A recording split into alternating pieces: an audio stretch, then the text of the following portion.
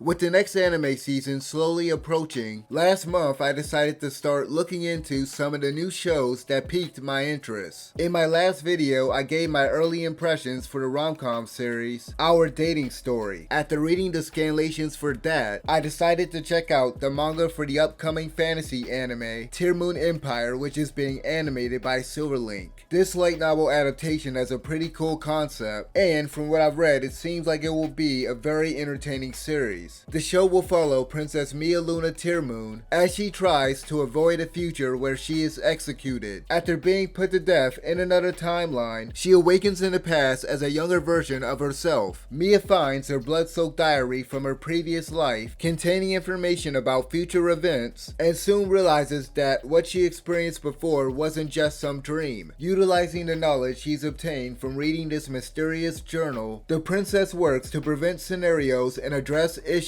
that will eventually pave the way to her decapitation. While in the process of attempting to change her grisly fate, Mia starts gaining several allies as well as the respect and admiration of the country's citizens through her actions. Conceptually, Tearmoon Empire reminds me of those otome isekai shows where the protagonist tries to avoid the bad ending which results in their death. If you're a fan of that kind of anime, then you might really enjoy this one. As you can probably tell from the trailer, this series will have plenty of lighthearted moments, but will also include some emotional scenes as well. I thought the comedy and the pacing of the story in the first volume of the manga was very good. The dialogue was pretty solid, and I like how self-aware the narration can get at some points. While most of the cast doesn't seem too memorable based on what I've read so far, Princess Mia is certainly an endearing lead character. I really like how series author Nozomi Mochizuki wrote her as this self-serving girl that definitely was no saint in her past life. For example, she used to physically abuse one of her servants and bullied a girl at school out of jealousy. Throughout the story, the events of the former timeline are referenced or shown occasionally, with Mia sometimes thinking back on certain encounters. Through the help of a junior tax officer named Ludwig Hewitt, Mia begins tackling problems that will eventually contribute to her losing control of the country and her unpleasant demise. While people such as her maid Anne Litstein perceive some of Mia's decisions as good deeds done for the sake of the Empire's citizens, when they're really just acts of self-preservation. I love how this character usually has an ulterior motive behind her acts of generosity and kindness. The moments where Mia's true intentions are revealed is very funny and is something that Silverlink needs to nail. Moreover, the undeserved reverence Anne and Ludwig develop for her can be humorous too in the way it's expressed. Comedy aside, although the narrative seems interesting,